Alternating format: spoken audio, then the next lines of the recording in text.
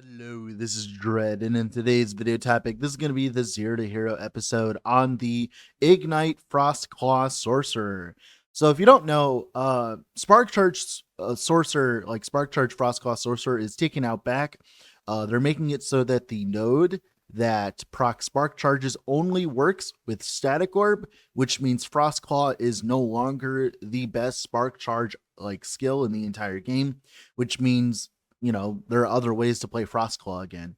Now, of course, they're not as strong as the Spark Charge build, although to be honest, the Frostbite Frostclaw is arguably very strong still, right? But that means that I can finally play one of my fan favorite builds, the Ignite Frostclaw setup. So the concept here is we grab the node that converts Frostclaw into fire, which then also allows us to scale chill chance for Ignite chance as well. So we get a bajillion Ignite chance, which is a good start, right? Then, of course, as well, on top of that, we get access to all of the nodes behind the conversion node that gives us mana efficiency with Frostclaw. And this makes it so that we can actually spam Frostclaw without too many mana issues. Now, if you don't know, next patch, this build is getting nerfed slightly in terms of mana. We're getting like an extra 2 base mana flat cost, if I'm not mistaken. And we're also losing a little bit of mana sustain from Meteor. But thankfully, that's not that big of a deal because all we'd have to do is just get some levels into Frostclaw and then grab more mana efficiency, because we already have access to most of the mana efficiency inside the tree. Just a few plus levels would fix it. And of course, like as you can see in the footage, like we're not guzzling too much mana, like we're not guzzling too much mana at all. So that's all fine and dandy. That's like great and all. But the reason why I even wanted to play this build in the first place was because like I just enjoy Fire Frostclaw's animation in general. And I'm going to be playing a lot of Sentinels next patch. And I don't know if I'm going to have time to play Mage. So I was like, screw it. We're going to like level this live on stream. And we did. And we got it done pretty quickly. The only issue that I have, like the only thing that I could even complain about this build is because of the nature of Frostclaw and the way that, you clear and do damage and all that, you end up standing still a lot of the time through the mono, or you end up like stutter stepping casting and all that. And it doesn't really play into the speed kind of mentality. Like you're not going that fast with Frostclaw, but thankfully because of the way that Frostclaw works, like you'll be able to push like high corruption, and then like just what you do is you just push higher corruption pretty much. You don't like try to speed lower tier content, you just push higher corruption and higher corruption, right? So that'll be fun. Now, in terms of survivability, at least for bosses, it's solved. Apparently, Ashes of Mortality isn't getting nerfed, which is insane to me. Right now, we're getting close to like 3,000 ward every 2 seconds, which is just blitheringly absurd.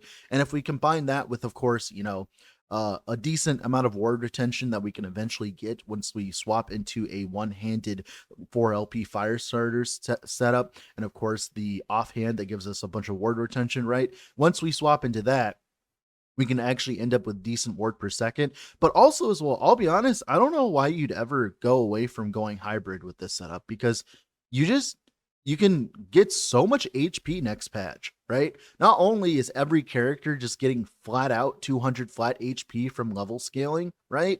There's just more HP on gear, which means we can easily get to 5-6k HP. We probably need a little bit more leech to make up for that. So kudos to like, of course, Bleeding Heart for that kind of thing. But in theory, we can end up with a lot. And the reason why we care about this so much is because of course, Reactive Ward. Reactive Ward is like one of the strongest nodes in the entire game because it scales with your HP and gives you about your HP and ward every single time you go lower. And then you can combine this with, of course, Twisted Heart, which I don't have in the footage, by the way. When you get access to a Twisted Heart, you can combine this and that to end up with like a lot of extra ward in general. And even then, even without Twisted Heart, it's just such a large defensive like utility. Like for instance, a good example here, there was one time where I was fighting the Age of Winter Harbinger, and I got smacked really fucking hard. And we went back and looked at the footage, and I got smacked for 7,000 HP in one hit. and I just face tanked it like it was nothing. And I just shrugged it off. And that's because of Reactive Ward. Reactive Ward is just a stupid thing. It's very strong. And of course, as well, Ashes of Mortality is also stupid strong. So, have fun with it while you can, man. Have fun with it while you can. But yeah, I'm really happy with this build. I just don't know how the damage is going to scale into the late game. It should, because there's some new set affixes, specifically the Invoker's Fire Touch or whatever, the fire one. It's tier 7 modifier on prefix of rings, goes all the way up to 50% global ignite chance and 70% chance 70% fire damage over time, or we can use double Oshirons instead, because Oshirons have chill on hit, which is ignite on hit for us. And then of course the 1% more damage by enemies taken per shock or whatever, something like that. So we can end up with a very disgusting setup if we just run double like Oshirons or something like that. We could run a Throw into the Mountain. We can run a 3LP Calamity, right? Like, we are nowhere near done min-maxing this build. And like, of course, it's already done after like at most a day of farming. I was just fucking around on stream because I really just didn't have anything else to do. So I just decided to start playing something, because like, what else am I gonna do? Just stare at the fucking screen all day? And that's why we ended up with number 24. Now, are we gonna end up with number 25? Who knows? It depends how bored I actually get. Now, with all that being said, if you haven't already, I would heavily suggest leaving a like on the video and subscribe to the channel. Every little bit helps. We just hit 30,000, and I'm so effing proud of just everything, and I'm so happy. But I will state, though, I don't have enough time to make this into a full Zero to Hero episode, unfortunately. So, yeah, there will be planners down below for progression and stuff. But we're gonna like go right into, of course, the build guide showcase, because I really don't have the time to do a full 40-minute video. So with all that being said, let's go in game, shall we? All right, so here we are in game with the character. Let's go over the skills. So you have Frostclaw here. The biggest thing about Frostclaw is we have a bunch of different nodes that we have to take to make it functional for what we're doing. So we have to take Volley of Glass, Hand of Morditis, right? That's the first thing. Then the second thing is we do have to take Lava Talon to convert it to fire so we can, play Ignite. Then we also need to grab On Through the Snow, Ever Onward, A Crack in the Ice, and Frozen Malice all at the same time. So pretty much, what am I saying? I'm saying that you probably shouldn't level as Frostclaw. I tried leveling as Frostclaw in the planners down below. It was not the best experience up until I got access to all of those nodes, and then I was able to play the build. And then the rest of it was just all mana, minus mana stuff. But yeah, the Frostclaw build did pretty good. Now, one combo here, it is getting nerfed, mind you. This node is going from 70 mana cost to 50 mana cost. It's really not that big of a deal. You'll go from like, I'm not entirely sure how much mana reduction it's going to be, but like, it's not enough, because the whole reason we use it anyways is for Craterborn. Like, obviously the mana from it is pretty good, but Craterborn is like the main thing we really care about here, right? Like, who cares? Like, we're having like slightly less mana. That's not that big of a deal, to be honest with you. But yeah, we're going to be casting Meteor with Craterborn, and also as well with Aftermath to gain mana for the next 3 seconds. After we use a teleport utilizing this node, Mana Tunnel, it'll refund the mana. So essentially the mana that we get when we spend Meteor is going to be given back to us for like 3 seconds, and we end up with a decent amount of mana. Like I said, it is getting nerfed, but it's not that big of a deal, dude. Not that big of a deal. Of course, teleport as well. Like I said, mainly just the free spell stuff, as much cooldown recovery speed as possible, and of course flat armor when we can get it, because armor is bae.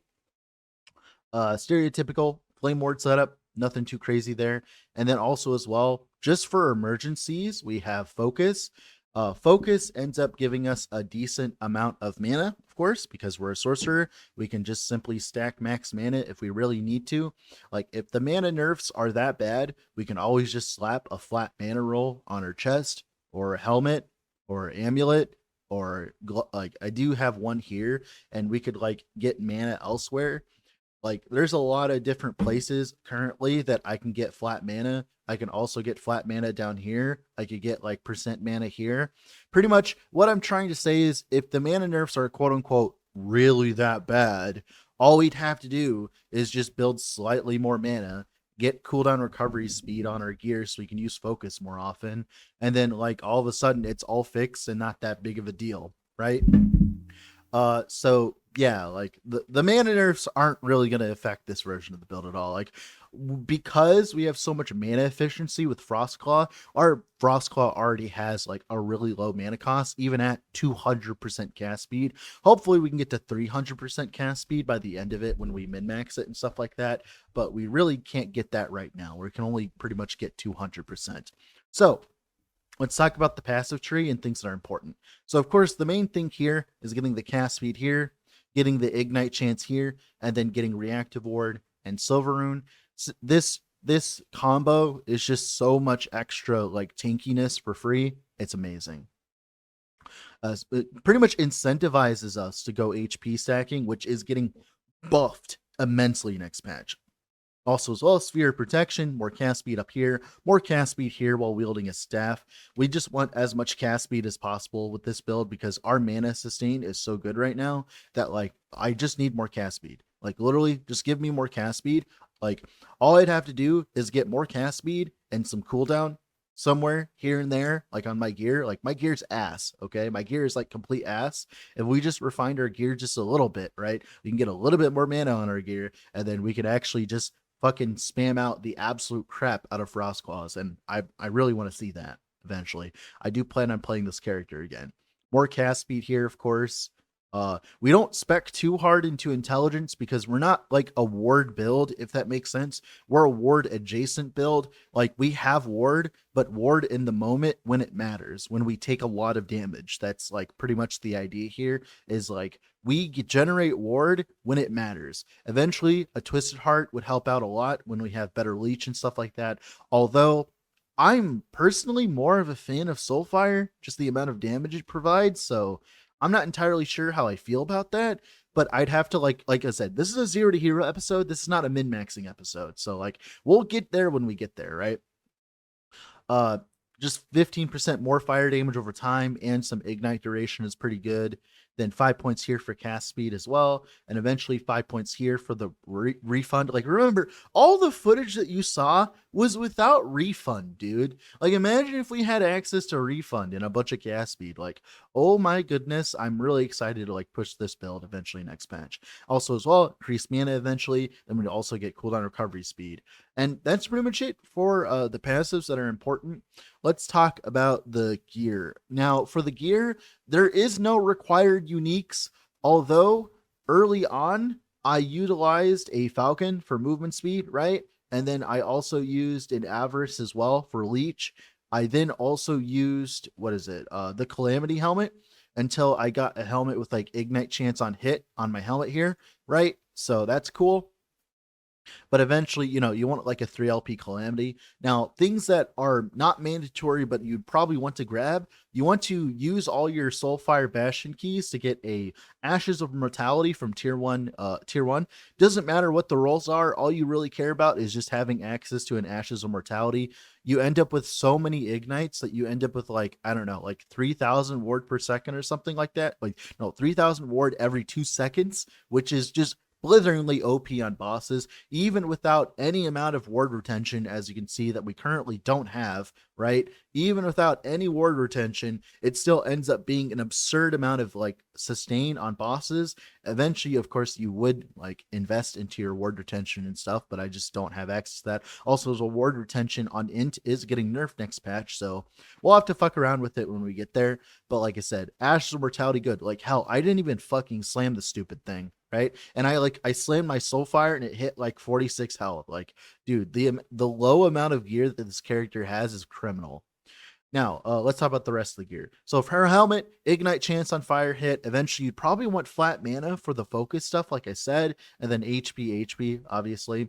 Amulet HP. I don't even have damage prefixes on my amulet, dude. Like you could run like an amulet with cast speed and like elemental damage over time and like fire damage over time, fire damage or maybe mana. My amulet sucks, man. I think I needed void res. Yeah, I needed void res. So we just slapped this fucking thing on. My staff doesn't even have elemental damage over time. I'm missing like 200% increased damage. Oh, my gear is so bad. But we want cast speed, ignite, and chill on hit. People are asking me a lot if I would use a fire starter's torch, and you'd use one later. Day one, a staff like this is just better because you can get like exalted chill or ignite on hit, and then just run that, and then a bunch of cast speed and stuff. So yeah. Chest here. This is like pretty much your perfect chest for the most part. You might just seal the fire damage over time, sealed one, and then run flat mana later when you get a bunch more cast speed. Who knows? We'll see. Cool. Ring here. This is like close to your best in slot ring. You'll want double HP here on the suffix because you are going to get access to double HP. But other than that, it's like fine. It's like whatever.